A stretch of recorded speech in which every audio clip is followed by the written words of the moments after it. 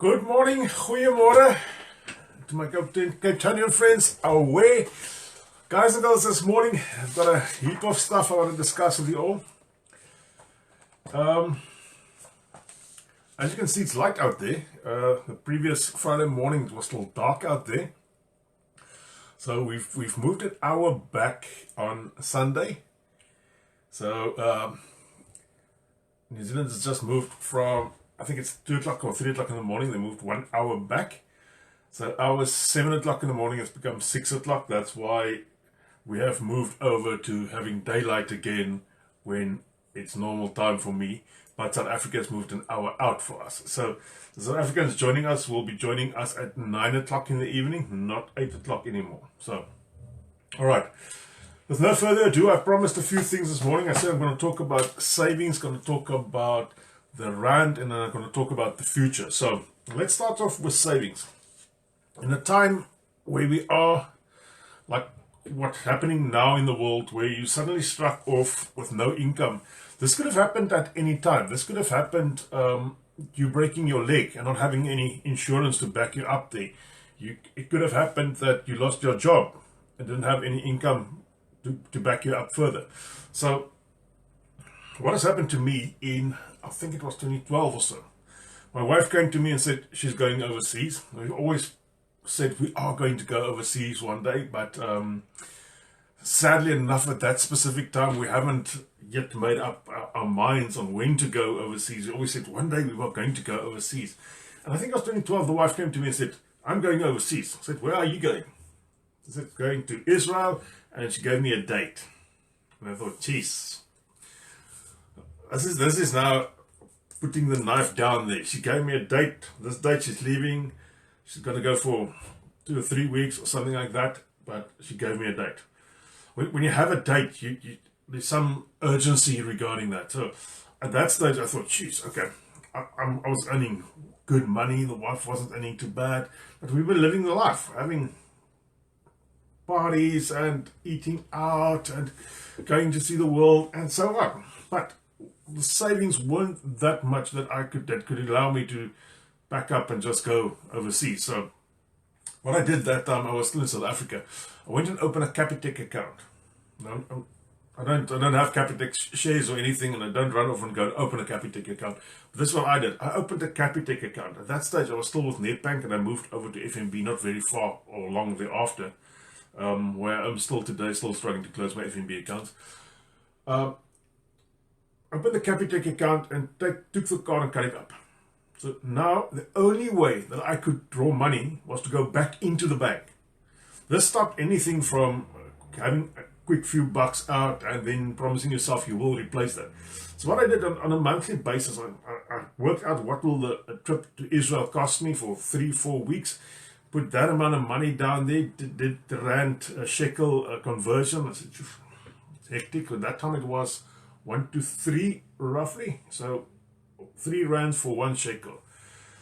So I did the conversion, said this is how much you're going to need there. And then I took that amount of money and I divided that by a period of time. I think it was 6 months or so. And every month I just put that amount of money away.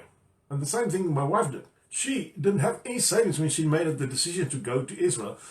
But every month she put money away into that Capitec account as well. So at no time did we have any cards. So we couldn't just walk to an ATM or draw money or go and swipe it somewhere and promise yourself you'll pay it back. Because normally when you do that, then the fact that you never repay the money becomes a reality. You never repay yourself. Go and look at that stuff where you borrowed money from yourself from a savings somewhere. You never repaid that money. So we had this Capitec account, and once we were ready to buy the tickets, I went into Capitec Bank and I took the amount of money that we are going to need for the tickets, just a little bit more. I put that into my account and we bought the tickets from there. Got our medical insurance sorted with the tickets, buying that. You could do that these days, or those days you could buy it through your credit card, and then you could get automatic health insurance or travel insurance for wherever you were going. So that's what we did, and eventually every year thereafter we built up this Capitec account that we could go from that year. Every year we went somewhere in the world. We took our holiday for 3 to 4 weeks somewhere in the world. Been to Britain, Italy, popped over to Qatar, back to Israel again, New Zealand, all those places we did with saving money in an account which we couldn't touch. Because if you can't touch your money, it makes you think 2-3 times before you take that money. But tonight, Friday night, you think, let's go out for a meal. I got that other money. Let's use that money. I'll always put it back. So, yeah, that's the one way that we started saving. And from there on, I always had this savings account somewhere where I chucked in money for the rainy day. We always say, let's save money for a rainy day. This is the one way that I started saving money for a rainy day.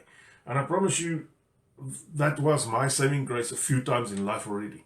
When we went to Britain, that time the rand was 18 rand to the pound, or 18 rand to the pound. And when we reached Britain, it was 22 rand to the pound. So 4 rand more. And I mean, if you take on the amount of money you spend overseas, it's a heck of a lot of extra money you suddenly have to dig out from somewhere. So we did that.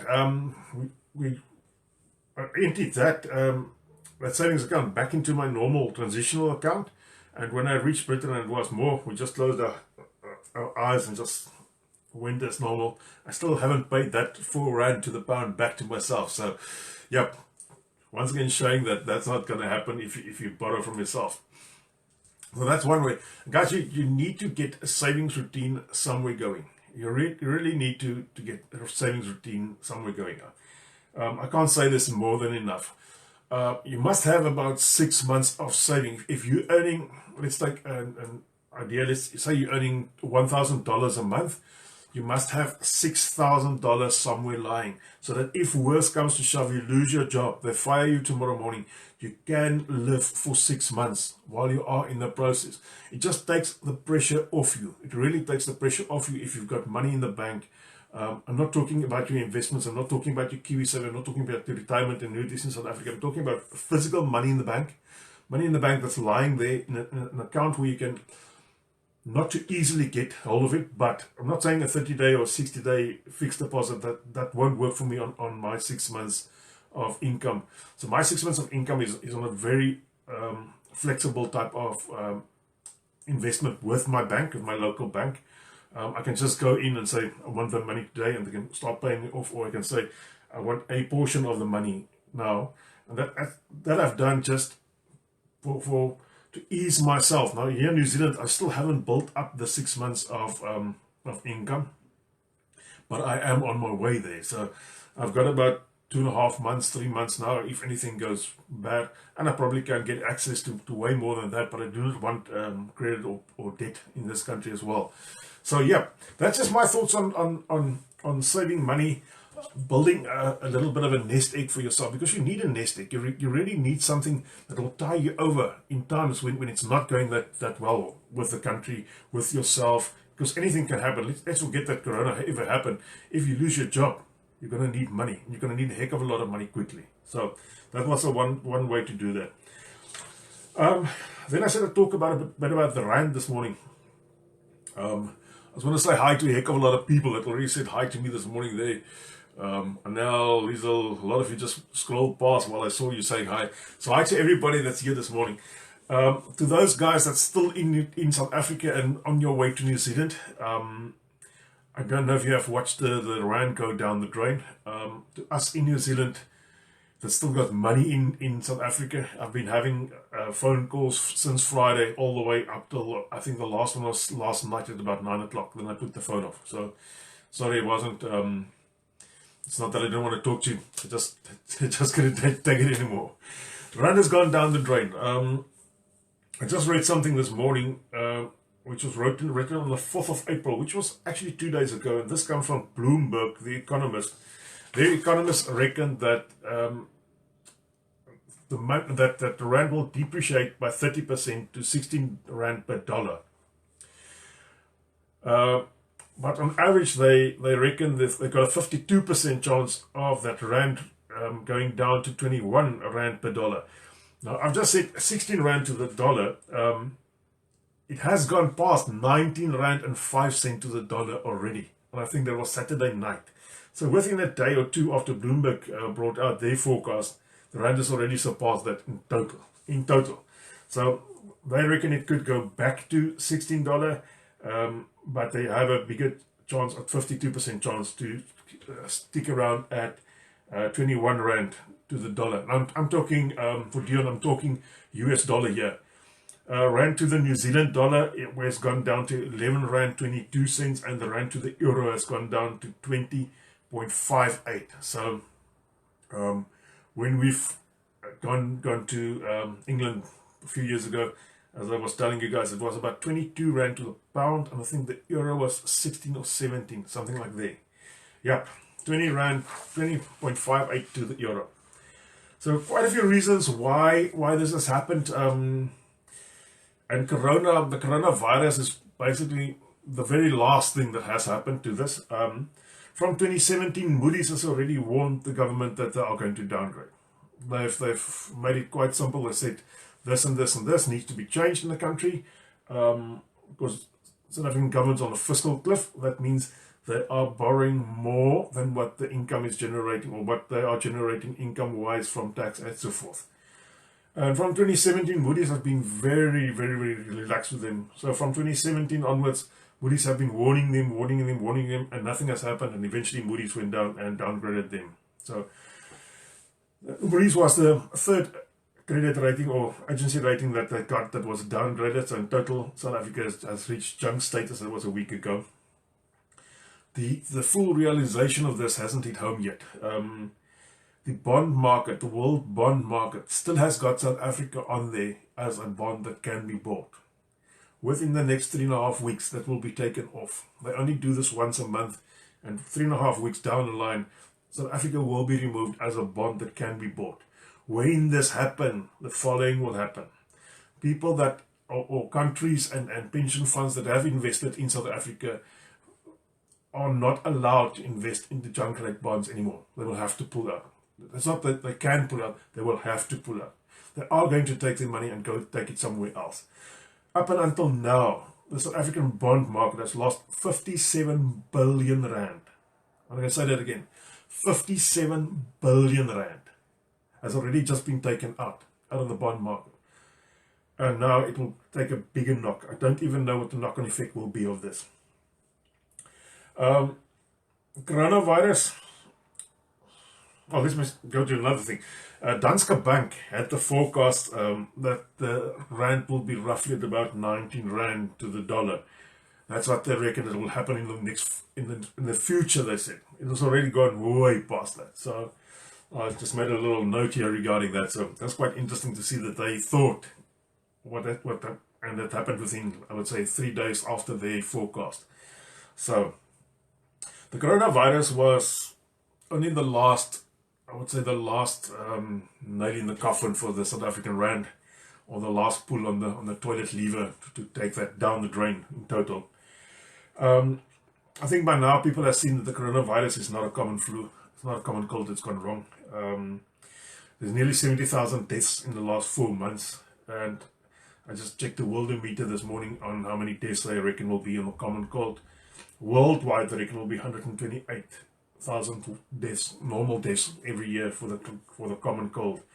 But the corona problem is where we are now today. It's the second week. We were in a second week of lockdown, the second week of an infection. That's the most contagious period of time. And until now, we've had 70,000 deaths worldwide. I'm talking worldwide, not New Zealand. So I'm talking worldwide. 70,000 deaths. What's going to happen the next 3 weeks? But the other problem, we also got to bear with me.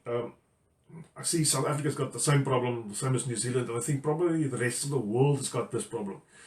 The time that it takes to test, the testing time, that is the one problem. It takes about a week.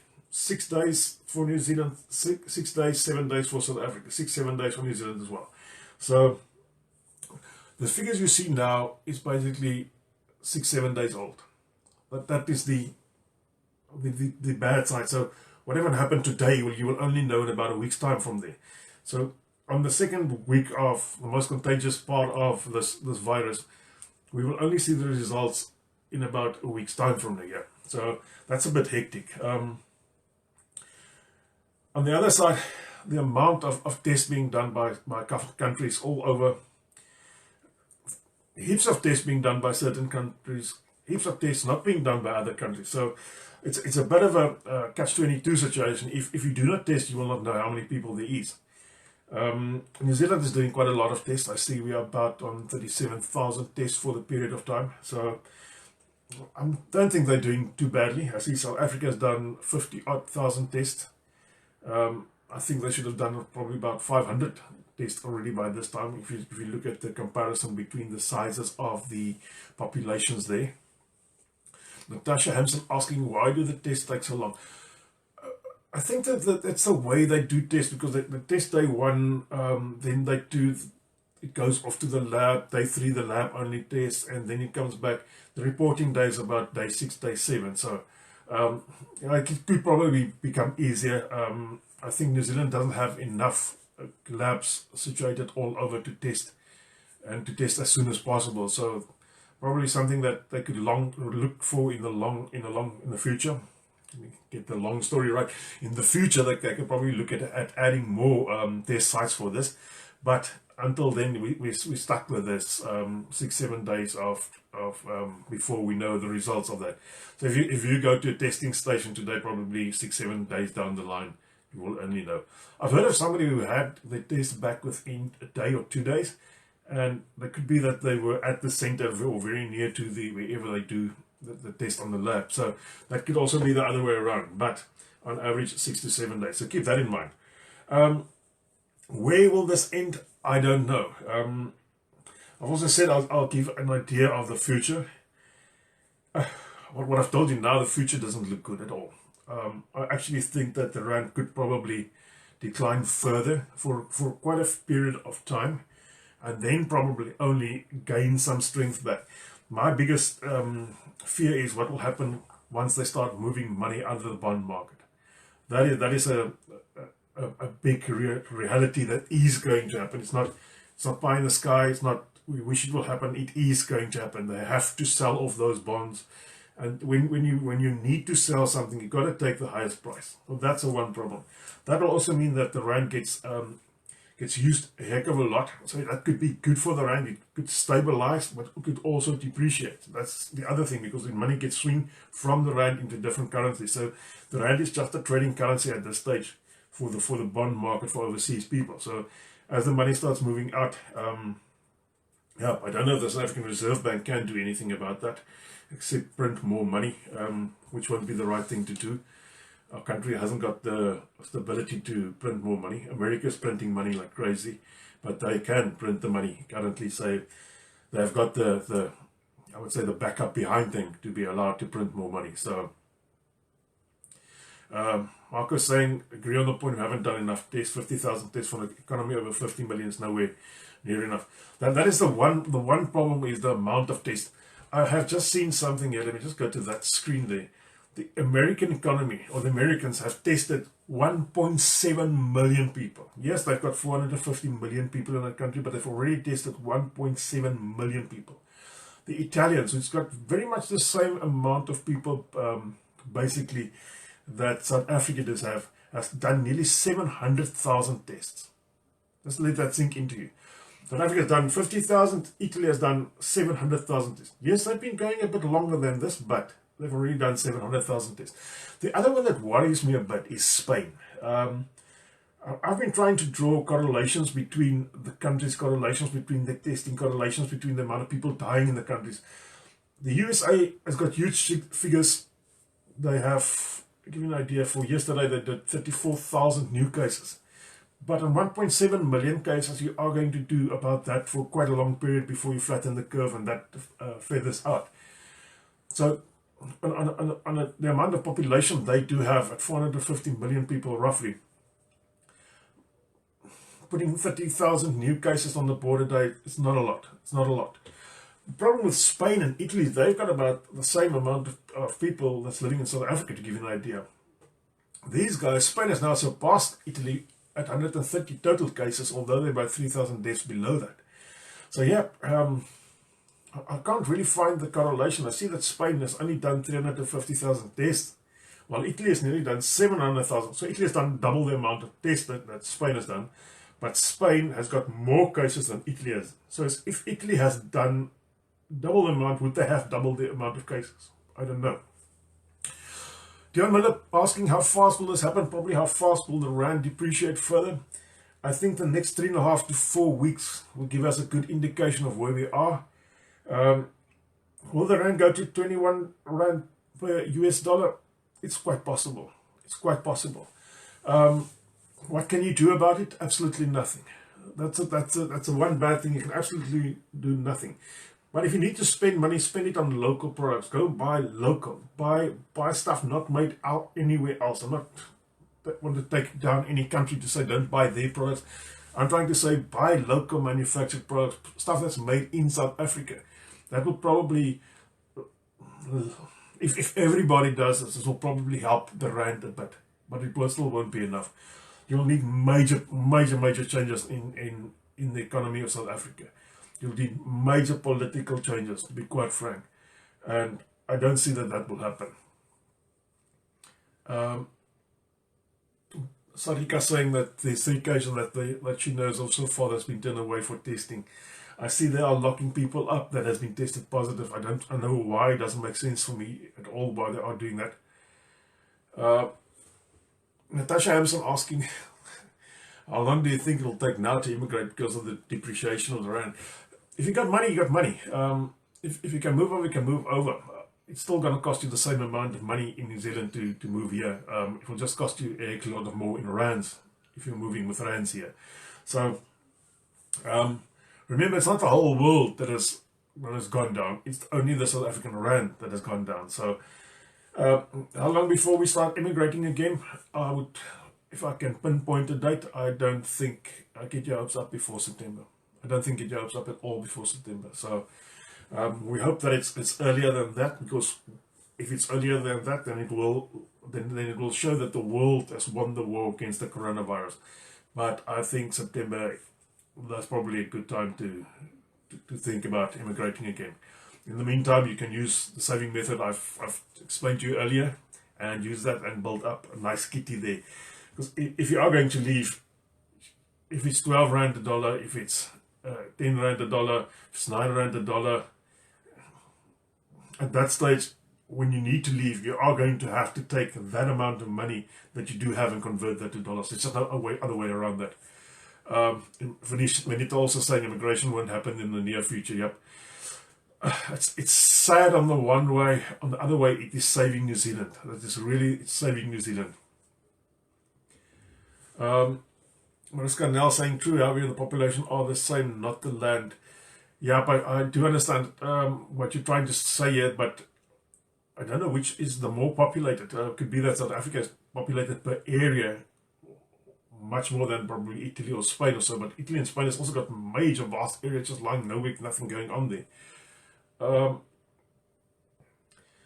Marcus saying, I'm thinking this is going to surpass an economic recession. I think the economy is going into a Great Depression. I also think so. I also think that the world economy is going to go into a depression. A depression is noted when you have 2 quarters of negative growth. South Africa is already into a depression. So the end of the year forecast for South Africa was 0.5% growth. It is now minus 4.9%. That is roughly what they're looking at. This is not coming from government. This is coming from private sector.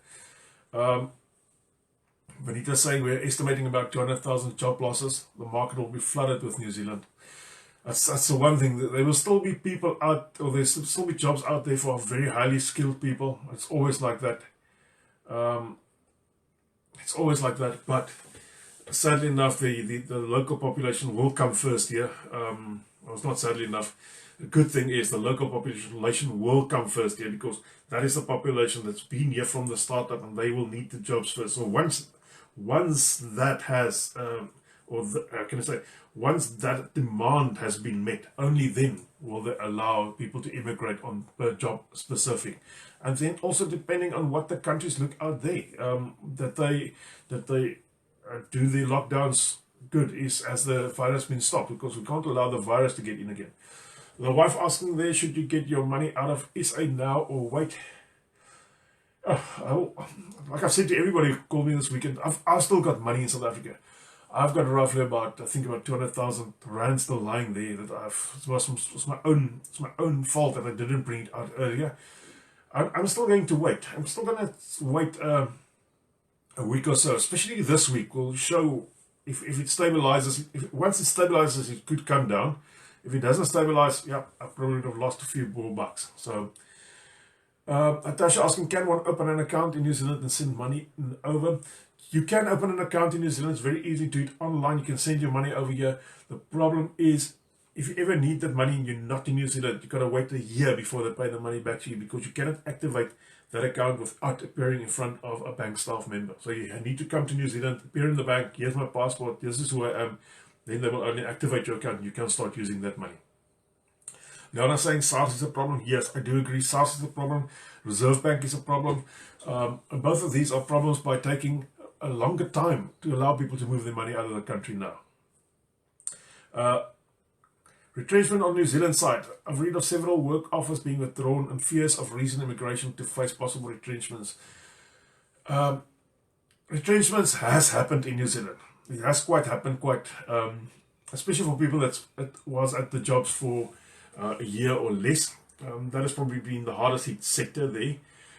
A lot of companies has taken the job offers and brought them back in and said, we will go on once we know what Corona and the future thereafter is.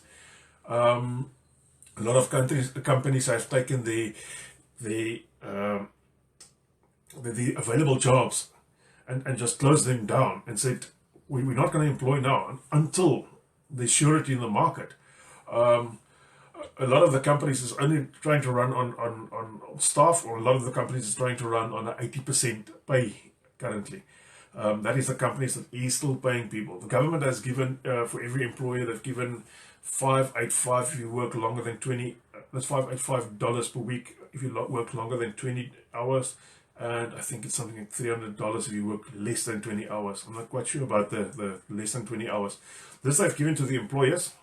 You had to apply to that, and then government will pay that out for at least 12 weeks. So you have 12 weeks of $585 for an employer.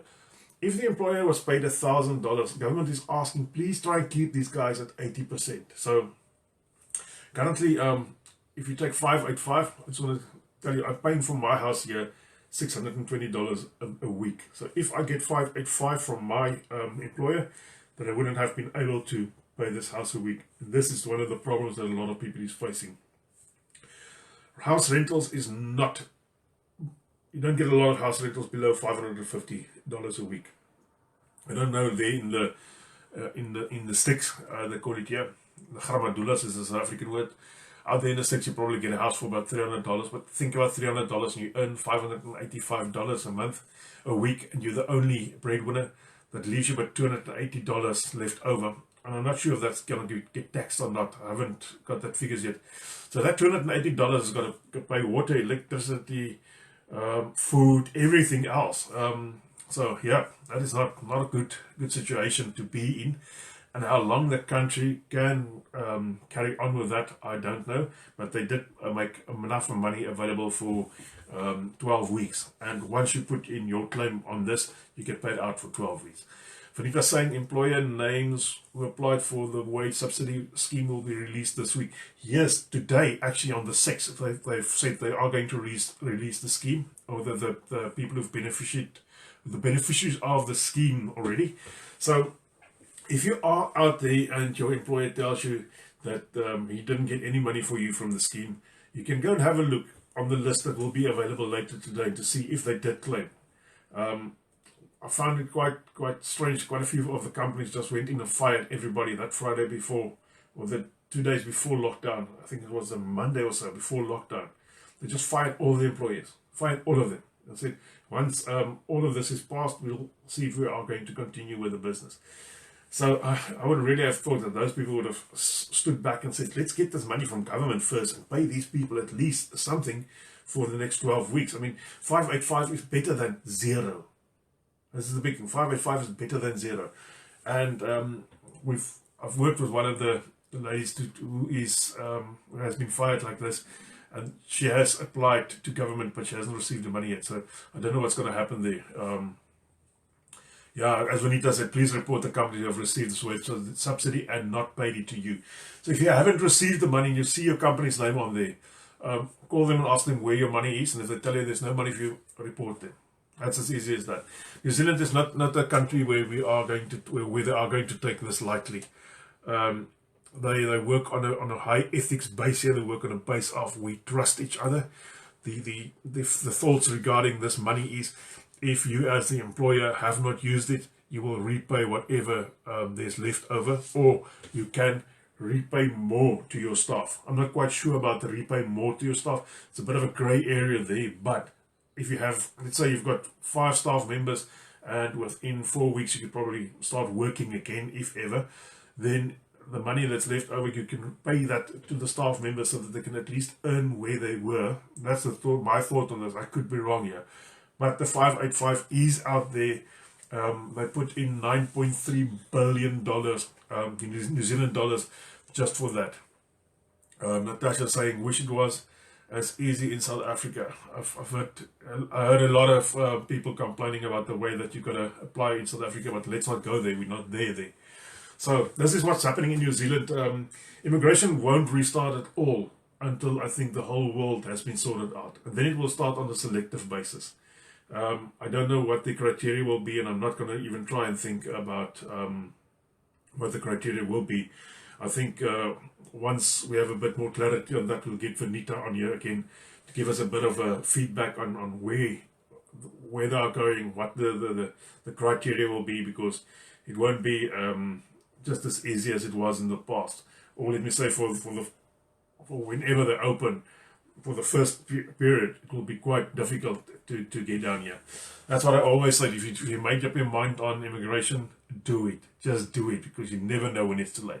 Guys and girls, on that lovely note this morning, all the way here from Welcome Bay, my name is Jan Viljoen. I'm still open for business. We are an essential business, so we may do business. And thanks a lot for everybody who has contacted me in the past week. I've had heaps of telephone numbers. I know you guys aren't that busy, so that's why you're calling me.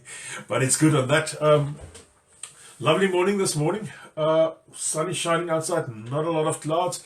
And if it was a different day, I would have said it would have been a lovely fishing morning. But we're not allowed to go fishing. So probably for those guys who want to go for a walk, in New Zealand we're allowed to walk. It's bragging to the South Africans there. We are allowed to walk here. Yep.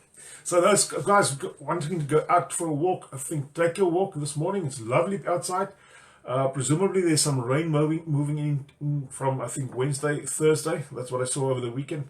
So while the sun is still shining, go do some gardening. That's what the wife's going to get me to do. And then she's put me on a diet. I got to say this. My wife's put me on a diet again. So yeah, I'm on a diet going forward. Well, I'll tell you how that goes. Guys and girls, Jan Viljoen all the way from Welcome Bay. Still working. Give us a call if you need any insurance, any life cover, any disability. We're not allowed to sell you redundancy stuff now, because you could use it very quickly. All right, but give me a call. If anybody's still out there who has received our insurance products but haven't received your will yet, just give me a call as well. Give me a tinkle. Quickly set you right there. No problems. All right, guys and girls, stay good, stay well, stay safe. That's all, and wash your hands.